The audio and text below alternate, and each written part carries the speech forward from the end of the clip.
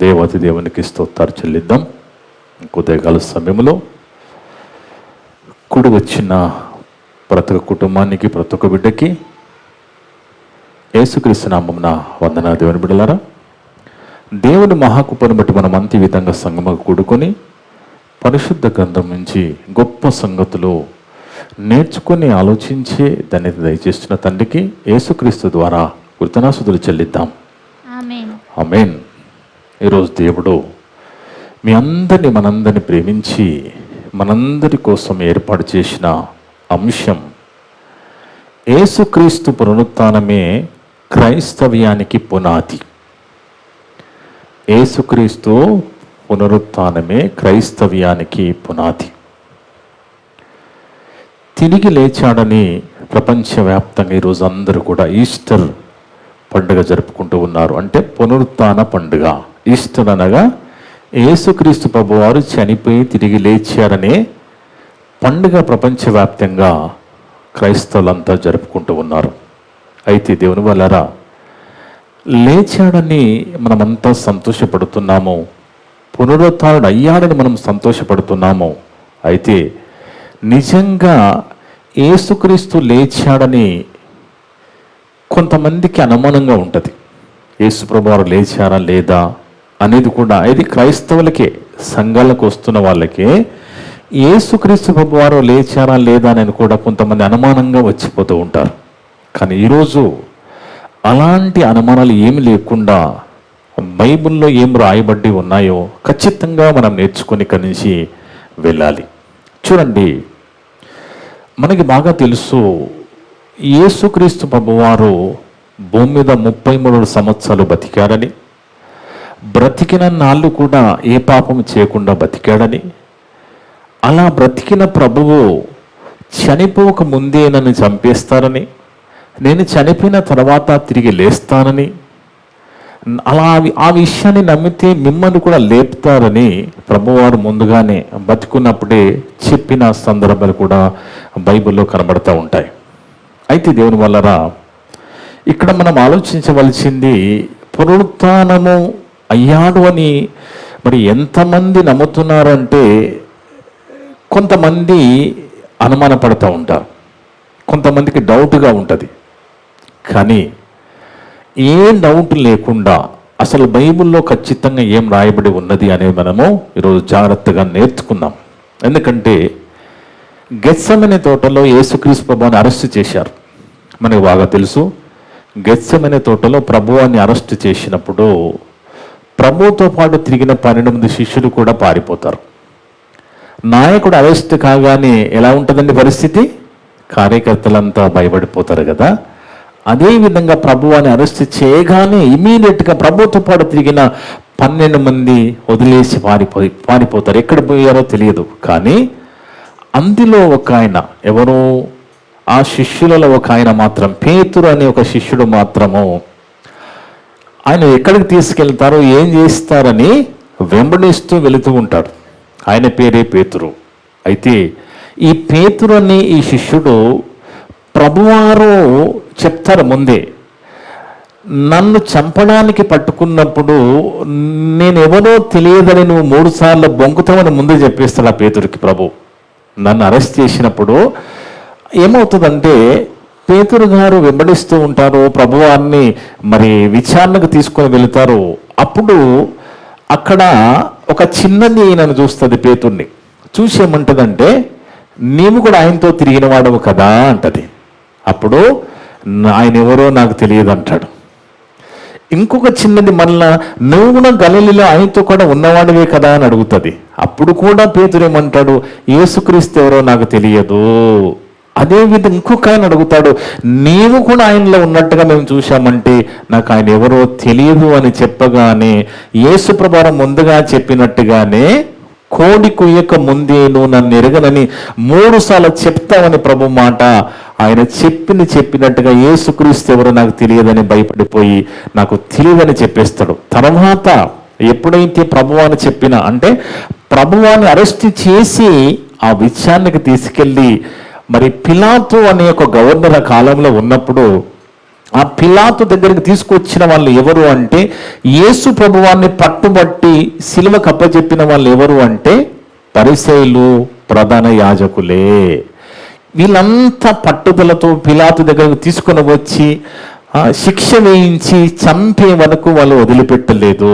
కానీ ఇదంతా చూస్తున్న వెంబడిస్తున్న పేతురు గారు మాత్రము వెంబడిస్తూ ఉన్నాడు, కానీ ఆయన ఎవరో నాకు తెలియదని భయపడిపోయాడు.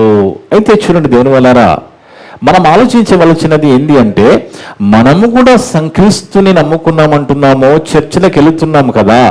మరి పేతురు గారి జీవితంలో ఒక సినిమాలో ఇంటర్వ్యూలకు ముందు, ఇంటర్వ్యూ తర్వాత ఏ విధంగా ఉంటుందో అర్థం కావడానికి చెప్తున్నాను. సినిమాలు చూడాలని కాదు, కానీ అర్థం కావడానికి ఒక సినిమాలో ఇంటర్వ్యూలకు ముందు, ఇంటర్వ్యూ తర్వాత ఏ విధంగా 2 పార్ట్లు ఉంటాయో, పేతురు గారి జీవితం అనేది ఇంటర్వ్యూలకు ముందు ఎలాగున్నది, యేసుక్రీస్తు ఎవరో నాకు తెలియదు అని 3 సార్లు చెప్పేసిన పేతురు యేసు ప్రభుని అరెస్ట్ చేశారు, శిక్షించేశారు, తర్వాత చంపేశారు, సిలువకు అప్పచెప్పేశారు, చనిపోవడం జరిగింది. అయితే చూడండి దేవుని వల్లరా, ఎప్పుడైతే ఎవరైతే కక్షగట్టి ప్రభువారి మరణానికి కారణమయ్యారో ఆ పరిసయ్యులు, ప్రధాన యాజకులు అమ్మ పీడ విరగడైంది, చచ్చిపోయాడు, ఇక మాకు ప్రాబ్లం లేదనుకున్నారు. కానీ అంటే శుక్రవారం రోజు, దాన్ని గుడ్ ఫ్రైడే అంటున్నాం కదా, గుడ్ ఫ్రైడే రోజు శుక్రవారం రోజు యేసుక్రీస్తు ప్రభువారిని సిలువకు అప్పచెప్పేసి చంపేసి ఆ రోజు నైట్ వరకు సమాధి చేయడం జరుగుతుంది. సమాధి చేసేస్తారు. కానీ ఆ సమాధి చేసిన తర్వాత కొంతమంది ఇంకా సంతోషపడిపోతారు. ఎందుకు? ఇంకా మాకే గొడవ లేదు, యేసుక్రీస్తు ప్రభువుని పట్టించేశాము, చంపేశారు, సమాధి చేసేశారని అనుకుంటారు. కానీ తెల్లారి అంటే శనివారం రోజు, అంటే నిన్నటి దినాన్ని అనుకోండి ఎగ్జాంపుల్గా, శనివారం రోజు వాళ్ళకు ఒక భయం ప్రారంభమవుతుంది. ఏంటా భయము? వాళ్ళకి భయం ఎలాంటి భయం అంటే, ఆయన బతికి ఉన్నప్పుడు నేను తిరిగి లేస్తానని చెప్పాడు, బతికున్నప్పుడు నేను మూడవ దినాన లేస్తానని చెప్పాడనేది వాళ్ళకి అది గుర్తు రాగానే వాళ్ళకి ఇక భయం మొదలైపోయింది.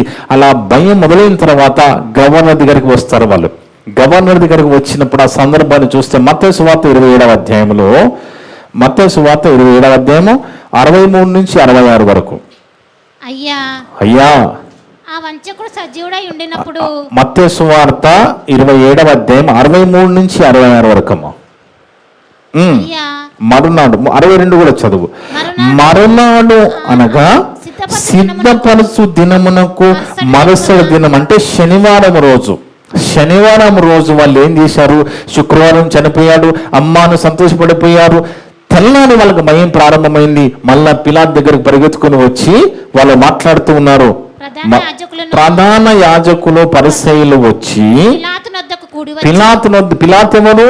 ఆయన గవర్నరు. ఆయన దగ్గరకు వచ్చి, అయ్యా ఆ వంచకుడు సజీవుడై ఉండినప్పుడు, అంటే ఆయన బతికున్నప్పుడు మాతో చెప్పాడు, ఎన్నోసార్లు చెప్పాడు. ఏమని? 3 దినములైన తర్వాత నేను లేచేదనని చెప్పినని మాకు జ్ఞాపకం ఉన్నది. అంటే చెప్పిన మాట వాళ్ళకి జ్ఞాపకం ఉన్నది. బతుకున్నప్పుడు ప్రభువారు చెప్పారు ఏమని? నేను 3వ దినాన్ని తిరిగి లేస్తానని మాకు జ్ఞాపకం ఉన్నది. కాబట్టి అయితే నేనేం చేయాలని అడుగుతున్నాడు గవర్నరు.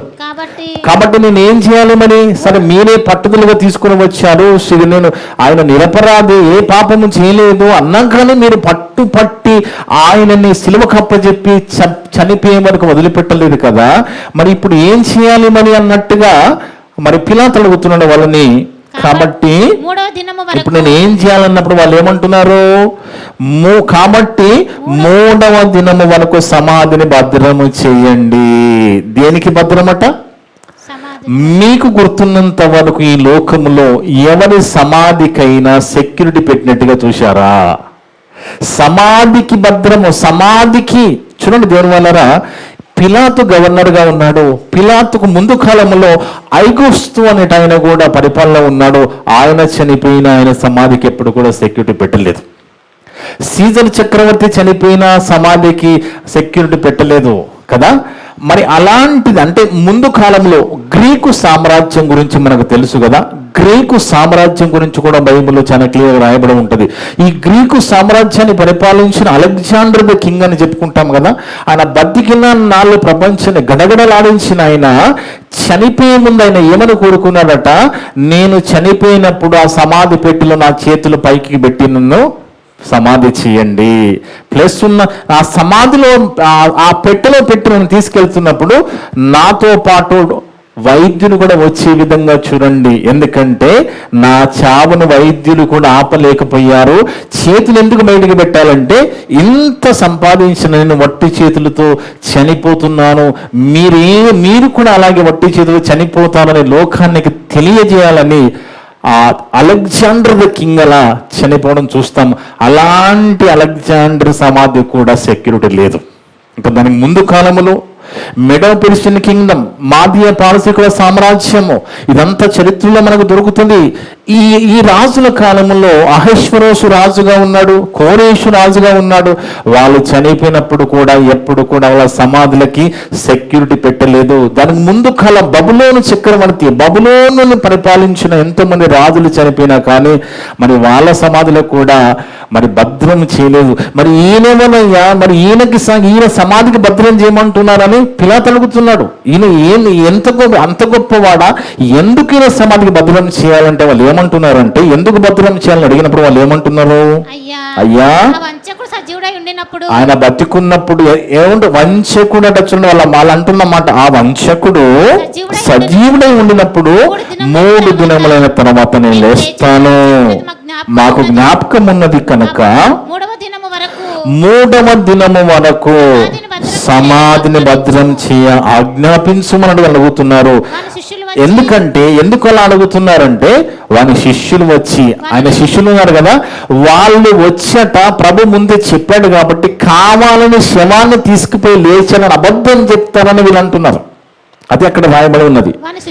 వాని శిష్యులు వచ్చి వానిని ఎత్తుకొని పోయి ఆయన మృతుల నుండి లేచినని ప్రజలతో చెప్పుదురేమో, అప్పుడు మొదటి వంచన కంటే కడపటి వంచన మరి చెడ్డగా ఉండునని చెప్పెను. మరి ఏం చేయమంటారు నన్ను, మరి ఏం చేయమంటారని అడుగుతున్నాడు పిలాతు. అందుకు వాళ్ళు అంటున్నారు, కావలి వారు ఉన్నారు కదా. పిలాతు అంటున్నాడు, కావలి వాళ్ళు ఉన్నారు, వాళ్ళు చూసుకుంటారులే అని అంటున్నాడు ఆయన. మీరు వెళ్ళి మీ చేతనైనంత మట్టుకు సమాధిని భద్రం చేయండి. మీకు భయం కలుగుతుంది కదా, ఆయన లేస్తా ఆయన శవాన్ని తీసుకుపోయి అబద్ధం చెప్తున్న భయం కలుగుతుంది కదా. మీరు చేతనైనంత మట్టుకు వెళ్ళి సమాధికి కావలి కాయండి అని చెప్తున్నాడు. వారు వెళ్ళి ఇంకా కొంతమందిని పంపించాడు. ఇక్కడ పిలాతు కొంతమందిని వీళ్ళంతా పోయి దానికి ముద్ర వేసి సమాధిని భద్రం చేసిరి అని రాయబడి ఉంది. చూడండి దేవుని వల్లరా, రాతికి ముద్ర వేసి సమాధిని భద్రం చేసిరి అంటే ఇంతవరకు మనకి అర్థమైంది కదా. వాళ్ళు భయపడిపోయారు, వాళ్ళకి నిద్ర పట్టంలో. ఎందుకంటే ఇక తెల్లారి ఆదివారం, శనివారము ఇలా వేడుకున్నారు పిలాతుని, ఇక ఆదివారం 3వ దినం ఆదివారం తిరిగి లేస్తాడు. దాన్ని ఈరోజు ప్రపంచవ్యాప్తంగా యేసుక్రీస్తు పునరుత్థాన దినాన్ని జరుపుకుంటున్నాము. ఈస్టర్ అంటున్నాం కదా, ఈస్టర్ పండుగ అంటున్నాం కదా. ఎప్పుడైతే ఆదివారం రాబోతుందో వాళ్ళకి బీపీ షుగర్లు పెరిగిపోతూ ఉన్నాయి. ఎందుకు? ముందే చెప్పాడు, ఎక్కడ లేస్తానో భయం కలుగుతూ ఉన్నది. ఏ విధంగా ఎలక్షన్లో కూడా నిలబడ్డ వాళ్ళకి మరి రిజల్ట్ వచ్చే ముందు ఏ విధంగా వాళ్ళు టెన్షన్కి వెళ్ళిపోతారో అలాంటి పరిస్థితుల్లో వీళ్ళు ఉన్నారు. కానీ యేసు ప్రభువారు చెప్పిన విధంగా 28వ అధ్యాయంలో యేసు చెప్పినట్టుగా తిరిగి లేచినట్టుగా మనం అక్కడ చదువుకుంటున్నాము.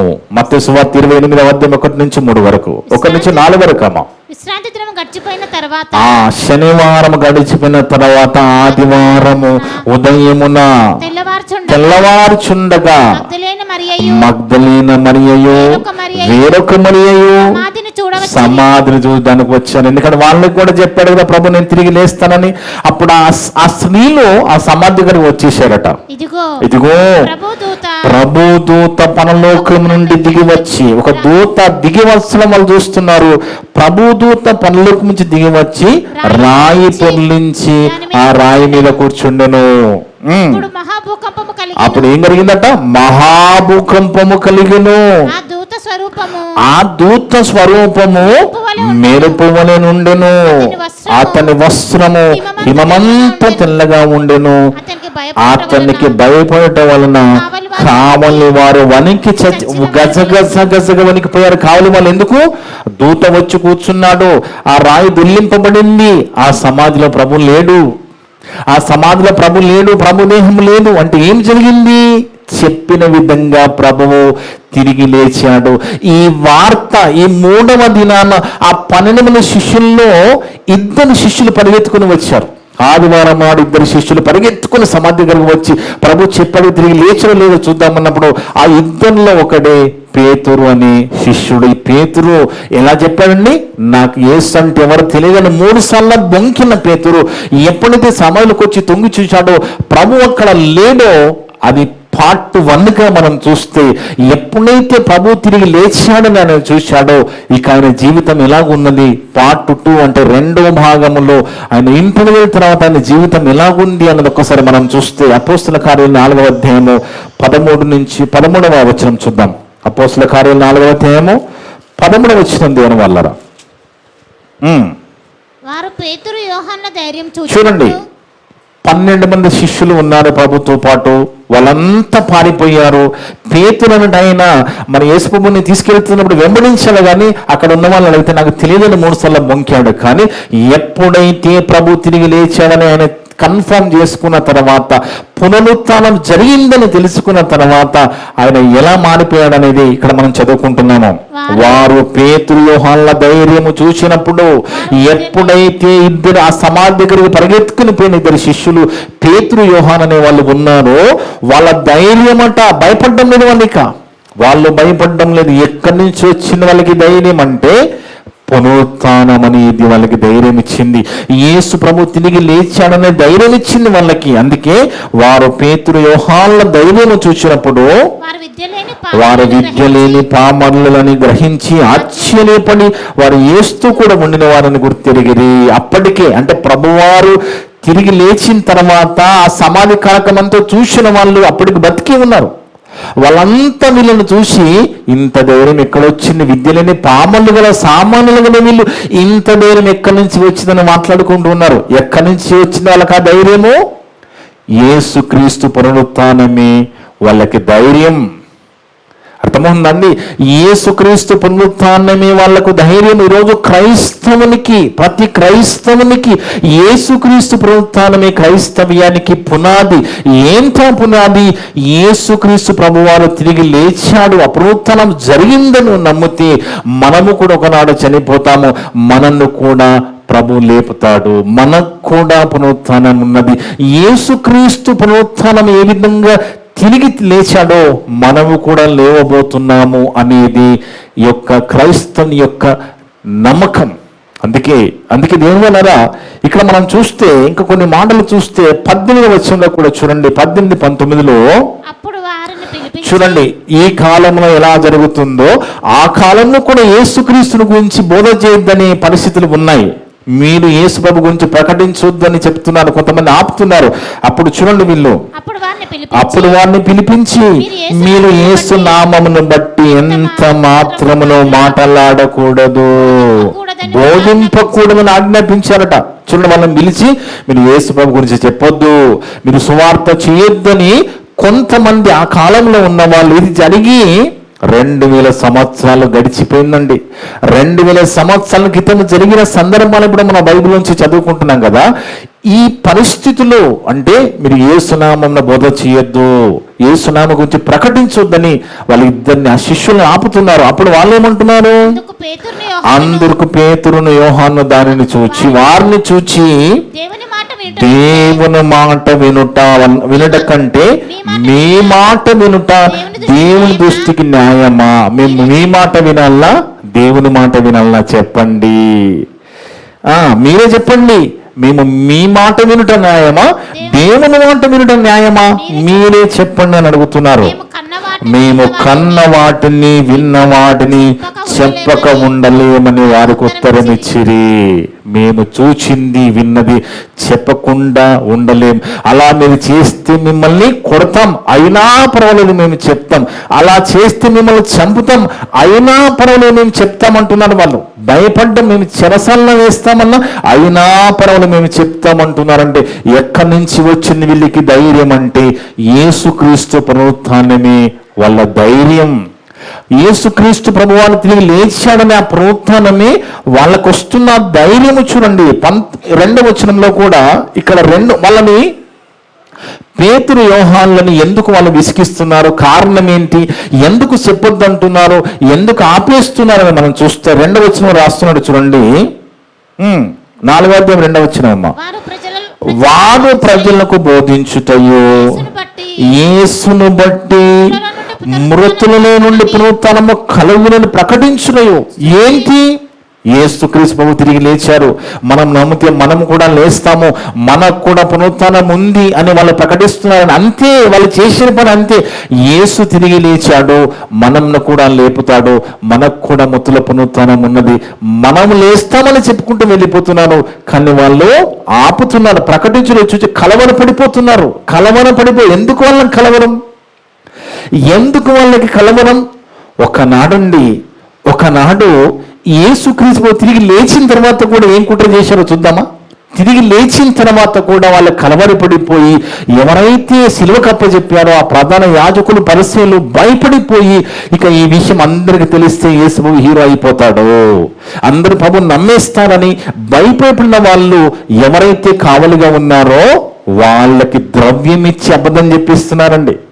వాళ్ళకి డబ్బులు ఇచ్చి యేసు తిరిగి లేవలేదు, ఆయన శవాన్ని వాళ్ళ శిష్యులు వచ్చి తీసుకుపోయిన చెప్పండి, ఇంకా ఏమైనా మీకు చట్టపరమైన ఏమైనా పరిస్థితులు వస్తే మేము చూసుకుంటామంటున్నారు. 28వ అధ్యాయం మత్తయి సువార్తలో 11 నుంచి 15 వరకు చూస్తే, మత్తయి సువార్త 28వ అధ్యాయం 11 నుంచి 15 వరకు అమ్మ. వారు వెళ్ళుచుండగా కావలి వారిలో కొందరు పట్టణంలోనికి వచ్చి, చూడండి, కావలి వారికి తెలిసిపోయింది, వణికిపోయారు కదా వాళ్ళు చూశాను, వాళ్ళ కళ్ళ ముందు జరిగింది, భయపడిపోయారు, వచ్చి వీళ్ళకి చెప్పేశారు.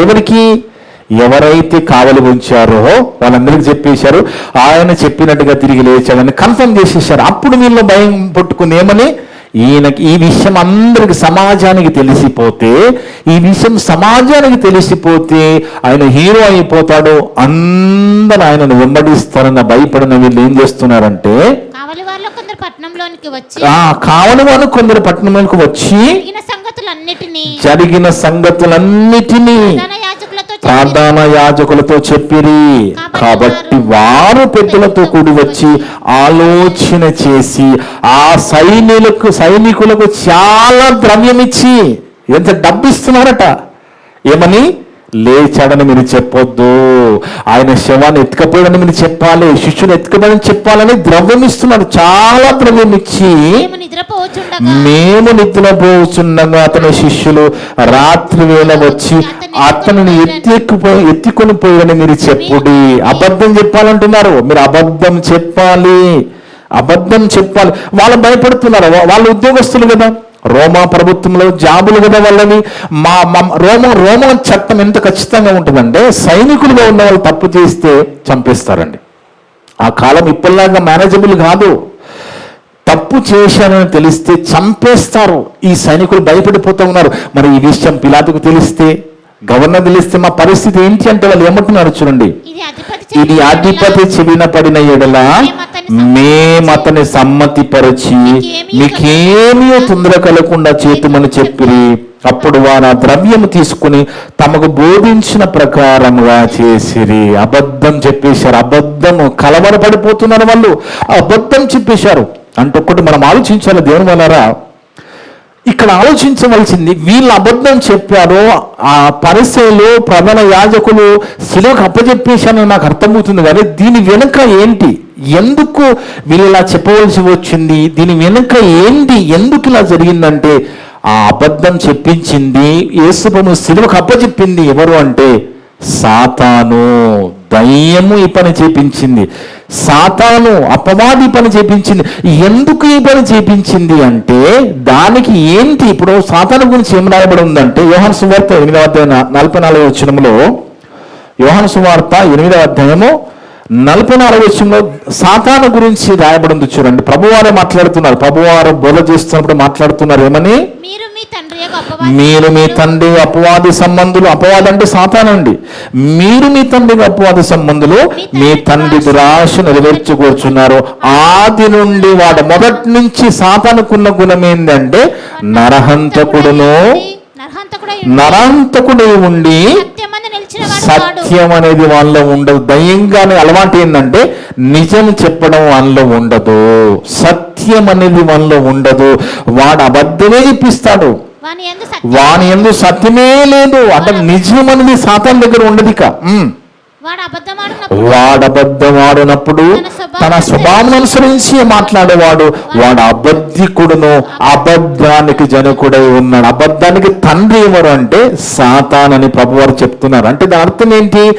ఎందుకు సాతాను వాళ్ళతో అబద్ధం చెప్పించాడు తిరిగి లేచినా కానీ అంటే క్రైస్తవ్యానికి యేసుక్రీస్తు పునరుత్థానమే పునాది గనక ఈ పునాది అయిన దీన్ని అబద్ధం చెప్పిస్తే ఎంతో మంది నరకానికి తీసుకువెళ్ళొచ్చు. కనుక వాడు వాళ్ళలో దూరి ఈ విధంగా అబద్ధం చెప్పించినట్టుగా ఇక్కడ బైబిల్ ద్వారా మనకు అర్థమవుతుంది దేవుని వల్లరా. ఎందుకంటే చూడండి, మొదటి శతాబ్దంలోనే, ఇప్పుడు మనము 21వ శతాబ్దంలో ఉన్నామండి. మొదటి శతాబ్దంలోనే ప్రభువారు చనిపోయి క్రీస్తు శకము 33వ సంవత్సరం సుమారుగా ఆ సమయంలో ప్రభువారు చనిపోయారండి. చనిపోయిన 15 సంవత్సరాలకి యేసు ప్రభు తిరిగి లేవలేదని కొంతమంది తయారైపోయారు. అప్పటికి ఒకసారి చూద్దాం. 1 కొరింథీ పత్రిక 15వ అధ్యాయము 12 నుంచి చూస్తే దేవుని వల్లరా, 1 కొరింథీ పత్రిక 15వ అధ్యాయము 12లో చూడండి. ఇప్పుడు ఒకటండి, ఒకవేళ యేసుక్రీస్తు తిరిగి లేవకపోతే మన విశ్వాసము వ్యర్థము, మనము దేవుని కోసం బతకడము వ్యర్థము, మనము కూడా తిరిగి లేవము. అర్థమవుతుందండి. అదే చెప్తున్నాడు అక్కడ పౌలు గారు మాట్లాడుతున్నాడు. చూడండి 1 కొరింథీ పత్రిక 15వ అధ్యాయము 12 నుంచి 17 వరకు. క్రీస్తు మృతుల్లో నుండి లేపబడి ఉన్నాడని ప్రకటించుచుండగా, అప్పటికి ప్రకటన జరుగుతుంది ఏమని? యేసు ప్రభు తిరిగి లేచాడు, పునరుత్థానుడు అయిపోయాడు, అది మీరు నమ్మండి, మీరు కూడా తిరిగి లేస్తారు అని ప్రకటించుకుంటూ వెళ్ళిపోతే ఈరోజు మనం చేసే పని సువార్త అంటే ఏంటి? యేసుక్రీస్తు ప్రభువారు చనిపోయి సమాధి చేయబడి 3వ నాడు తిరిగి లేచాడు, మీరు నమ్మితే మీరు కూడా లేస్తారు అనేది సువార్త. ఇక్కడ అదే చెప్తున్నాడు, క్రీస్తు మృతుల నుండి లేపబడి ఉన్నాడని ప్రకటింపబడుచుండగా మీలో కొందరు, అందరూ కాదు, అప్పటికి సంఘంలో, కొరింథీ సంఘంలో ఉన్న కొందరు, మీలో కొందరు మృతుల పునరుత్థానం లేదని చెప్తున్నారట. చూడండి, కొంతమంది ఏం చెప్తున్నారు? మృతుల పునరుత్థానం ఏం లేదు, చనిపోతే ఎట్లా లేస్తారండి అంటున్నాడు అప్పుడు కొంతమంది. అప్పుడు పౌలు గారు అంటున్నారు, మీలో కొంతమంది మృతుల పునరుత్థానం లేదని ఎట్లు చెప్పుచున్నారు? మేము ప్రకటించేది తిరిగి లేచాడని కదా, మరి మీలో కొంతమంది మృతుల పునరుత్థానం లేదని ఎట్లు చెప్పుచున్నారు? మృతుల పునరుత్థానం అంటే చనిపోయిన వారు తిరిగి లేవని ఎడలా క్రీస్తు కూడా లేపబడి ఉండలేదు, మరియు క్రీస్తు లేపబడి ఉండని ఎడల మేము చేయు ప్రకటన వ్యర్థమే, మన విశ్వాసము వ్యర్థము, మనం ప్రకటించడము వ్యర్థం అంటున్నాడు పౌలు భక్తుడు. మరి లేవకపోతే మేమెందుకు ఇన్ని శ్రమలు పడతామంటున్నాడు ఆయన. ప్రకటించడం వ్యర్థమే, మీ విశ్వాసము వ్యర్థమే. దేవుడు క్రీస్తుని లేపినని ఆయనను గూర్చి మేము సాక్ష్యం చెప్పుచున్నాం కదా. అంటే వాళ్ళందరూ కళ్ళతో చూచిన వాళ్ళు, చెవులతో విన్న వాళ్ళు, ఆ సమకాలీకులు, ఆ కాలంలో ఉన్న వాళ్ళంతా ఇంత ఖచ్చితంగా నిలబడుతున్నారు. ఎందుకంటే వాళ్ళు కళ్ళతో చూశారు, నిరూపణ జరిగిపోయింది, చనిపోయిన ప్రభు తిరిగి లేచాడు. ఆ దాన్ని బట్టి మృతుల పునరుత్థానం ఉందని వాళ్ళు నమ్ముతున్నారు. అందుకే అంత ఖచ్చిత. పౌలు అంటే చాలా ధనవంతుడు అండి ఆయన. ఈ పౌలు అంటే ఆయన మామూలైన కాదేనా, చాలా ధనవంతుడైన, చాలా జ్ఞానము కలిగిన వాడు, ఎంతో చదువుకున్నవాడు. అంత చదువుకున్నవాడు ఆ ధనాంత పెంటగా భావించి ప్రభు కోసం సేవకు వచ్చేసి ప్రభుని ప్రకటించుకుంటూ శ్రమలు అనుభవించుకుంటూ వెళ్ళిపోతున్నాడు. ఎందుకంటే నేను కూడా యేసు ప్రభు నన్ను లేపుతాడు, నా కూడా ముత్తలు పొందుతాను ముందుని నమ్మిన వాడుగా ప్రకటించుకుంటూ వెళ్ళిపోతూ ఉన్నాడు. ఒకవేళ మృతులు లేపబడలేదు అనుకోండి, దేవుడు కూడా లేపలే అన్నట్టే కదా. మేము దేవుని విషయం అబద్ధం సాక్షులుగా కనబడుచున్నాం కదా. మృతులు లేపబడని ఎడల క్రీస్తు కూడా లేపబడలేదు. క్రీస్తు లేపబడని ఎడల మీ విశ్వాసము వ్యర్థము, మీరు ఇంకా మీ పాపములలోనే ఉన్నారు. అంతేకాదు క్రీస్తును నిందించిన వారు నశించిరి. అంటే దేవుని వల్లరా ఈ మాటలన్నీ మనం ఆలోచిస్తే ఇంత గొప్ప చదువుకున్నవాడిగా జ్ఞానవంతుడిగా ఉన్న పౌలు భక్తుడు ఈయన ఎన్నో శ్రమలు అనుభవించాడు. ఎందుకు ఇంత కష్టపడ్డాడు? శ్రమలు అనుభవించే ఒకటే ఒక కారణం, పునరుత్థానం, యేసుక్రీస్తు పునరుత్థానం గురించి ఆయన అన్ని శ్రమలు అనుభవించాడు. అందుకే కింద వచనం మాట్లాడుతున్న 32వ వచనంలో 32వ వచనమమ్మా, మనుష్యరీతిగా నేను ఎఫెస్సులో మృగములతో పోరాడుచుండుట నాకు లాభమేమి. ఎఫెస్సి అనే ప్రాంతములో యేసుక్రీస్తు పునరుత్థానం ప్రకటిస్తుంటే, తిరిగి లేచిన ప్రకటిస్తుంటే ఎఫెస్సులో ఉన్న వాళ్ళు ఎంతో మంది ఆయనని ఇబ్బంది పెట్టారు. మనుషుల్ని మృగంలాగా మారి పౌలు గారిని ఇబ్బంది పెట్టిన పరిస్థితులు. అందుకే ఆయన అదే అంటున్నాడు, మనుషులైతిగా నేను మాట్లాడుతున్నాను, నేను ఎఫెసులో మృగములతో పోరాడుచుండే నాకు ఏంటి లాభము, ఎందుకు ఈ శ్రమ, నాకేంటి మీరు అంత వ్యతిరేకిస్తున్నప్పుడు యేసు తిరిగి లేచిన నాకేంటి లాభం అంటే, నాకేంటి లాభము అంటే మనము కూడా లాభము లేకుండా ఏమి చేయం కదండి. వ్యాపారం చేసిన లాభం కోసమే, ఉద్యోగం చేసిన లాభం కోసమే, నేను దేవుని సేవ చేసేది కూడా లాభం కోసమే. ఏంటి లాభం అంటే, నాకు కూడా నేను చేసిన సేవకి, నేను చేసిన పనికి దేవుడు నాకు పరలోకం ఇవ్వబోతున్నాడు. దేవుడు పరలోకం ఇవ్వబోతున్నాడు, స్వర్గం ఇవ్వబోతున్నాడు. మృతుల పునరుత్థానములో నన్ను లేపి నాకు పరలోకం తీసుకెళ్ళబోతున్నాడని నేను కూడా ఈ సేవలో కొనసాగుతూ ఉన్నాను. ఇది పునరుత్థానము మనకిస్తున్న ధైర్యము, పునరుత్థానమే మనకిస్తున్న సాక్ష్యము. నాకేంటి లాభం అని పౌలు భక్తుడు, నాకేంటి లాభము? ఒకవేళ మృతులు లేపబడని ఎడల రేపు చనిపోదాం కనుక తిన్నాము తాగడం ఎంజాయ్ చేద్దామని లోకం అంటుంది కదా. ఇప్పుడు లోకం ఏం మాట్లాడుతుందండి? తినాలా, తాగాల, ఎంజాయ్ చేయాలా. వాళ్ళకి అర్థం కావలేదు, కన్ను మూస్తే ఏం జరుగుతుందో లోకానికి తెలియలేదండి. చెప్పినా నమ్మరు, ఏం చేయలేము మనం. చెప్పడం మన ధర్మం, చెప్పుకుంటూ వెళ్ళిపోతాం. ఇక్కడ ఏమంటున్నాడంటే, మనుషులరీతిగా నేను ఎఫెస్సిలో మృగములతో పోరాడేదా నాకేంటి లాభము? మృతులు లేపబడని ఎడల రేపు చనిపోదము గనుక తిందము త్రాగుదము మోసపోకుడి, దుష్ట సాంగత్యము మంచి నడవడిని చెడుపును. నీతి ప్రవర్తన గలవారి మేలుకొని పాపము చేయకుడి. దేవుని గూర్చిన జ్ఞానము కొంతమందికి లేదు అంటున్నాడు. దేవుని గూర్చిన జ్ఞానం కొంతమందికి లేక రేపు తిన్నము తాగుదాం, రేపు చనిపోతాం కాబట్టి ఏం తీసుకుపోతే అనుభవిద్దాం అంటుంది లోకం. రేపు చనిపోదాము కనుక తిందము తాగుదామని మాట్లాడుకుంటుంది లోకము. కానీ ఇక్కడ పౌలు భక్తులు ఏమంటున్నారంటే, నాకేంటి లాభం అంటే, నాకు కూడా పరలోక భాగ్యము దొరుకుతున్నది, నాకు కూడా మహాలోకానికి వెళ్ళబోతున్నాను.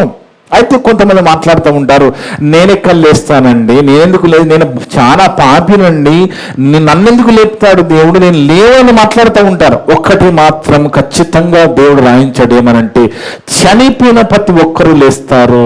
ఇది బైబిల్ చెప్తున్నది. చనిపోయిన ప్రతి ఒక్కరు, అంటే మృతుల పునరుత్థానం అనేది అందరికీ ఉన్నది. అందరూ లేస్తారు. ఎప్పుడు లేస్తారంటే యేసుక్రీస్తు ప్రభువారు తిరిగి రెండవ రాకల్లో వచ్చినప్పుడు అందరూ లేస్తారు. కానీ పాపములోనే ఉండి చనిపోతే, ఆయనను ఎనగకుండా చనిపోతే లేపి మళ్ళా చంపుతాడు. అర్థమవుతుందండి? లేపి మళ్ళా చంపుతాడు. అదే రాయబడింది బైబిల్లో, లేపి చంపేస్తాడు. నిన్ను సమాధికి పంపిస్తాను అని మాట్లాడతాము కొన్నిసార్లు. సమాధి పంపిస్తామని అర్థమైంది, చంపేస్తామని. ఇక్కడ ప్రభువారు వచ్చినప్పుడు అందరికి మృతులు పొందుతారు, అందరం లేస్తారండి. కానీ ఎవరెవరు ఎక్కడికి పోతారో బైబిల్లో రాయబడి ఉంది. ఒకసారి చూద్దాం. యోహాను సువార్త 5వ అధ్యాయము 28వ వచనం, 28, 29. యోహాను సువార్త 5వ అధ్యాయము 28, 29. దీనికి ఆశ్చర్యపడకుడి. దీనికి ఆశ్చర్యపడకూడదు. ఇది మనకు ఆశ్చర్యమే, ఇది మనకు ఆశ్చర్యం కలుగుతుంది ఈ మాట. అదేంటి, లేస్తామా, అందరం లేస్తామా, మృతుల పుత్తనం ఉన్నదా? ఎప్పుడు మనకి ధైర్యం కలుగుతుంది అంటే యేసుక్రీస్తు ప్రభువారు తిరిగి లేచారు కాబట్టి మృతుల పునరుత్థానం ఉన్నదని బైబిల్ కన్ఫర్మ్ చేస్తున్నది. ఆ యేసుక్రీస్తు ఏ విధంగా లేచాడో అందరూ కూడా ఆ విధంగా రేపన్నాడు లేవబోతున్నారు. అదే చెప్తున్నాడు, దీనికి ఆశ్చర్యపడకూడి, ఒక కాలము వచ్చుచున్నది, ఒక కాలం ఉన్నది. ఆ కాలము వచ్చినప్పుడు సమాధుల్లో ఉన్న వారందరూ సమాధుల్లో ఉన్నవాళ్ళు ఇప్పుడు మనం సమాధి దగ్గరికి వెళ్ళి ఆ సమాధి దొడ్డిలో మనం చూస్తున్నప్పుడు ఎవరైనా ఏ విశ్వాసాల్లో చనిపోయినా అందరూ తిరిగి లేవబోతున్నారు. అదే రాస్తున్నాడు అక్కడ, ఒక కాలము వచ్చుచున్నది, ఆ కాలమున సమాధులు ఉన్న వారందరూ ఆయన శబ్దము విని, కడబూర శబ్దం అంటాం కదా, కడబూర శబ్దము విని మేలు చేసిన వారు జీవ పునరుత్థానమునకును, కీడు చేసిన వారు తీర్పు పునరుత్థానమునకు బయటికి వచ్చేదరు. ఎవరైతే మేలు చేసి ప్రభువుని నమ్ముకొని ఆ పునరుత్థానం విశ్వాసం ఉంచి నాకు కూడా పునరుత్థానం ఉన్నది, నేను లేస్తానని ఎవరు విశ్వసించి చనిపోతారో వాళ్ళేమో జీవ పునరుత్థానానికి పరలోకానికి వెళుతారట. ఎవరైతే కీడు చేసి పాపములు బతికి లోకాన్ని అనుభవించి చనిపోతారో వాళ్ళేమో తీర్పు పునరుత్థానమునకు బయటికి వస్తారంటే లేపి చంపేస్తారు, లేపి నరకంలో పడేస్తారని అర్థం. అందుకే దేవుని వల్లరా ఇక్కడ ఈ భక్తుల జీవితాలన్నీ మనం చూస్తున్నప్పుడు వీళ్ళకున్న ధైర్యము, ఈ ధైర్య మాటలు ఏంటి అంటే పునరుత్థానమే, యేసు ప్రభు తిరిగి లేవడమే. ప్రభు లేచాడు కాబట్టి మృతుల పునరుత్థానం ఉన్నది. మనిషి అనేవాడు చనిపోతే తిరిగి లేస్తాడు. సమాధిలో ఉన్న వారంతా అంటే దాని అర్థం ఏంటి, మరణించిన వాళ్ళంతా సమాధిలో వాళ్ళు ఉన్నారని కాదు. అక్కడ సమాధి చూస్తే ఏముండదు, అక్కడ ఎముకలు ఉంటాయి కదా, మట్టిలో కలిసిపోయిన చర్మం, ఇంకా ఆ బట్టలన్నీ కులిపోయి ఉంటాయి. కానీ సమాధిలో ఉన్న వారందరంటే దాని అర్థం ఏంటంటే మరణించిన వారు తిరిగి లేస్తారు. కానీ ఎవరు ఎటు వెళుతారో అనేది కూడా అక్కడ ప్రభువారు చెప్పేశారు. ఎవరైతే నీతిమంతులుగా భయభక్తులు కలిగి బతుకుతారో వాళ్ళేమో యుగ యుగాలు స్వర్గానికి వెళుతారు. ఎవరైతే ఈ మాటలు పట్టించుకోకుండా బతుకుతారో వాళ్ళు నరకానికి వెళుతారని చెప్తున్నాడు. అందుకే సాతాను కోసం తయారు చేసిన నరకములో ఎంతో మంది అక్కడికి వెళ్ళడానికి సిద్ధంగా ఉన్నారు. ఎందుకంటే దేవుని మాటలు వినడానికి సిద్ధంగా లేరు కనుక. అయితే పౌలు భక్తుడు ఆయన యొక్క ఆ పట్టుదల, ఆయన ఎందుకంత ఇబ్బందులు పడుతున్నాడు, ఎందుకని అవమానాలు పడుతున్నాడు, ఎందుకని శ్రమలు పడుతున్నాడు దేవుని సేవలో పౌలు భక్తుడు అని మనం ఆలోచిస్తే ఆయన ఆలోచన ఎలా ఉందో చూడండి. ఫిలిప్పీ పత్రిక 3వ అధ్యాయము 10-11 వచనాల్లో, ఫిలిప్పీ పత్రిక 3వ అధ్యాయము 10-11 వచనాల్లో చూస్తే, ఏ విధము చేతనైనను ఎలాగైనా ఏ విధము చేతనైనను మృతులో నుండి నాకు పునరుత్థానము కలగవలెనని. పౌలు భక్తుడట, ఎలాగైనా నేను మృతులోంచి పునరుత్థానం కలగాలని యేసుక్రీస్తు మరణ విషయంలో సమాన అనుభవం గలవాడనై ఆయనను ఆయన పునరుత్థాన బలము, ఇక్కడ చెప్తున్నాడు పునరుత్థాన బలము. వీళ్ళంతా ఈరోజు ఇంత ఖచ్చితంగా దేవుని కోసం నిలబడ్డారు అంటే దాని వెనుక ఉన్న కారణం ఏంటి? పునరుత్థానము. ఈ జీవితము మహా అంటే ఒక 70 సంవత్సరాలు లేదా 80 సంవత్సరాలు బతుకుతామండి, కానీ అది కూడా ఆయాసము, దుఃఖమే. బైబిల్ చెప్పేసింది, అది బైబిల్ రాయబడి ఉంది.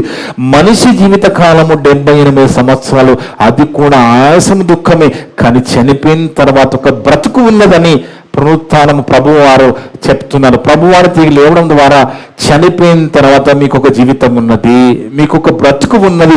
ఆ బ్రతుకు కోసం ఇక్కడ ఇచ్చిన ఈ చిన్న జీవితంలో మీరు దేవుని కోసం బ్రతికితే ఆ శాశ్వతమైన లోకం వస్తారని బైబిల్ అంతా ఘోషిస్తుంది. ఇక్కడ పౌలు భక్తులు అదే అంటున్నాడు. ఏమంటున్నాడు?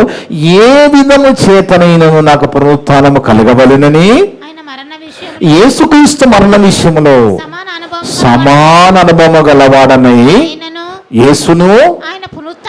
యేసుక్రీస్తు పునరుత్థాన బలమును ఎరుగు నిమిత్తము ఆయన శ్రమంలో పాలువాడగుట ఎట్టిదో ఎరుగు నిమిత్తము సమస్తము నష్టపరుచుకొనుచున్నాను అంటే భయపడడం లేదు. ఎందుకంటే నాకు పునరుత్థానం ఉన్నది, నాకు మరొక బ్రతుకున్నది, చనిపోతే మరొక జీవితం ఉన్నది. దానికి సాక్ష్యం ఏంటి? యేసుక్రీస్తు పునరుత్థానమే. ప్రభు తిరిగి లేచాడు కాబట్టి రేపు మనమంతా కూడా లేపబడబోతున్నాము. దేంట్లో లేస్తామనేది మనం చూసుకోవాలి. జీవ పునరుత్థానానికి లేస్తామా, కీడు పునరుత్థానం లేస్తామా, ఏ లిస్ట్లో ఉంటామనేది ఇప్పుడు ఇక్కడ ఈ జీవితాన్ని బట్టి డిసైడ్ అవుతుంది. సమస్తమును నష్టపరుచుకొని పెంటగా సమానంగా ఎంచుకొనుచున్నాను. అందుకే చూడండి, చాలా మంది భక్తులు మొదటి శతాబ్దంలో స్టెఫన్ అన్నట్టు ఆయన అయితే రాళ్ళతో కొట్టి చంపేస్తారండి. రాళ్ళతో కొట్టి చంపినా కానీ ఇప్పుడు ఒకటండి, పునరుత్థానము ఉంది కాబట్టి ఆయన అలాంటి చావుకు సిద్ధపడిపోయాడు. ఇక ఈ పౌలు గారు అయితే మారకు ముందు, యేసు ప్రభువులకు రాకముందు ఎంతో మంది హింసించిన వాడిగా కనబడతాడు బైబిల్లో. అలాంటి పౌలు మారిన తర్వాత నాకైతే బ్రతుకుడ క్రీస్తే చావైతే లాభం అంటాడు. ఏంటి ఆ లాభము? చనిపోతే ఏంటి లాభము? లోకానికి అర్థం కాదు, వెర్రిగా అనిపిస్తుంది. చచ్చిపోతే లాభం ఏంటండి, చచ్చిపోతే బతికేంటండి, ఏమున్నా ఇప్పుడు అనుభవించాలి కళ్ళ ముందంటది లోకం. కానీ చనిపోయిన తర్వాత ఉన్న బ్రతికి పునరుత్థానము, అశాశ్వతమైన దేవుడుండే లోకము. ఈ భూమి మీద ఎందుకు వేసుకోబో చెప్పిన ఒక మాట చివరిగా చూద్దాం. మత్తయి సువార్తలో ప్రభువారు చెప్పిన మాట, మొదట నా నీతిని రాజ్యాన్ని వెతకండి, మిగతా అన్నీ అనుగ్రహించబడతాయి. అంటే యేసుక్రీస్తు యొక్క రాజ్యాన్ని, నీతిని వెతికితే నీకేం కావాలి, నీ కుటుంబంలో ఏం కావాలి, నీ పిల్లలకి ఏం కావాలో అవన్నీ నేను ఇచ్చేస్తానంటున్నాడు ఆయన అక్కడ. ఇది మనము ఖచ్చితంగా నమ్మవలసిన మాట. మత్తయి సువార్త 6:33 కాబట్టి మీరు ఆయన రాజ్యము నీతిని మొదట వెతకండి. మొదట మనం చేయాల్సింది ఆయన రాజ్య నీతిని వెతుక్కుంటూ మనం సంఘములో కొనసాగుతూ ఆయన మాటలో బట్టి బతుకుతూ ఉంటే అప్పుడు అవన్నీ నీకు ఏం కావాలి, నీకు ఏ సమయంలో ఏం కావాలి, ప్రతిది కూడా నేను ఇచ్చేస్తానంటున్నాడు. ఈ మాట ఈ లోకమున్నంత కాలం ఉంటుంది వాగ్దానం. ఇది మనిషి ఇచ్చిన వాగ్దానం కాదు. మనిషి వాగ్దానం ఇస్తే గంట తర్వాత మారిపోతాడు. ఒక మంత్రి వాగ్దానం ఇస్తే తెల్లారి ఆ మాట ఉండదు. కానీ దేవుడిచ్చిన వాగ్దానం, దేవుడు గనుక ఆయన ఇచ్చిన వాగ్దానము ఈ లోకమున్నంత వరకు నిలుస్తుంది. ఏంటా వాగ్దానము అంటే, మొదట నా నీతిని రాజ్యాన్ని వెతకండి, మిగతా అప్పుడు అవన్నీ అనుగ్రహించబడను. యేసు ప్రభు వారు ఈ లోకానికి మనందరికి ఇస్తున్న వాగ్దానం ఏంటి? వాగ్దానం అంటే మొదట నీతిని రాజ్యాన్ని వెతకండి, మిగతా అన్నీ మీకు అనుగ్రహించబడతాయి. ఇంకా ఏం జరుగుతుంది? మీకు పునరుత్థానం ఉంటుంది. మృతుల పునరుత్థానంలో మీరు పాలుభాగస్తులుగా ఉంటారు, జీవ పునరుత్థానానికి బయటికి వస్తారు. ఇది ఈశ్వరు యొక్క ముఖ్య క్రైస్తవ జీవితం అంతా గుర్తు చేసుకునే ఈ గొప్ప సంఘటన, గొప్ప యథార్థ సంఘటన. యేసుక్రీస్తు ప్రభువారు తిరిగి లేచారనేది ఎంత నిజమో 100% మనము కూడా మృతుల పునరుత్థానం తిరిగి లేస్తామనేది కూడా అంతే నిజము. అర్థమవుతుందండి? యేసు తిరిగి లేచాడనేది 100% నిజము. అదెంత నిజమో నువ్వు నేను కూడా లేపన్నాడు, మళ్ళా మృతుల పునరుత్థానం లేస్తామనేది కూడా అంతే నిజం. ఇట్టి మాటలన్నీ కూడా ఏ ఒక్క మాట కూడా వృధాపోకుండా విన్న మీ అందరి హృదయాలలో చెప్పిన నా హృదయంలో దేవుడు సమృద్ధిగా ఫలింపజేయను గాక. ఆమేన్. ప్రార్థన చేసుకుందాం. మమ్మల్ని మిక్కిలిగా ప్రేమించిన మా పరలోకపు తండ్రి, మీ యొక్క పరిశుద్ధమైన ఘనమైన నామమును బట్టి స్తుతులు స్తోత్రాలు తండ్రి. గొప్ప మాటలు ఇది నన్ను మాతో మాట్లాడవనైనా అందును బట్టి స్తోత్రాలు చెల్లిస్తున్నాము తండ్రి. అవును నైనా, ఆనాడు బైబిల్ ఉన్న భక్తులకైనా ఈరోజు మాకైనా యేసుక్రీస్తు ప్రభువారి పునరుత్థానమే మాకు పునాదినైనా. ఆ పునాది ఏంటి అంటే మేము కూడా తిరిగి లేస్తామని, మా ప్రభువారు ఏ విధంగా లేచారో మా ప్రభువారు రెండవ రాకల్లో మేము కూడా తిరిగి లేస్తామని బైబిల్లో ఈరోజు ఎన్నో వాక్యాల ద్వారా మీరు మాతో మాట్లాడుతూ వచ్చారు నాయన. అందును బట్టి స్తోత్రాలు చెల్లిస్తున్నాం. మీరు చెప్పిన ప్రతి మాటని నమ్ముతున్నాం, విశ్వసిస్తున్నాము నాయన. మేము నాయన మా ప్రభువారు వచ్చినప్పుడు మేము కూడా జీవ పునరుత్థానానికి బయటకు వచ్చే విధంగా ఈ భూమి మీద బతికినన్నాళ్ళు మీరు చెప్పిన మాటకి లోబడి జీవించే భాగ్యం ప్రసాదించండి. ఇప్పటివరకు నా ద్వారా మాట్లాడిన ప్రతి మాట విన్న సంఘస్థులందరి హృదయాలలో, ఆన్లైన్ ద్వారా యూట్యూబ్ ద్వారా వినబోతులందరి హృదయాలలో ఫలింపచేయండి తండ్రి. మేమంతా కూడా కేవలం వాక్యము చదివి విని వదిలిపెట్టి మమ్మల్ని మేము మోసపరుచుకోకుండా విన్న మాటలు లోబడి జీవించే ధన్యత దయచేయమని, విన్న మాటలు ఎవరు కూడా అపార్థం చేసుకుని అర్థం చేసుకున్న మంచి మనసును దయచేయమని సమస్త ఘనత మహిమ ప్రభావం మీకే చెల్లిస్తూ మా ప్రభువును మా రక్షకుడు మీ ప్రియ కుమారుడు అయిన యేసుక్రీస్తు వారి అతి పరిశుద్ధ నామమున అడిగి వేడుకొంచున్నాము తండ్రి. ఆమేన్. ఆమేన్. మీ అందరికీ వందనాలు. May God bless you.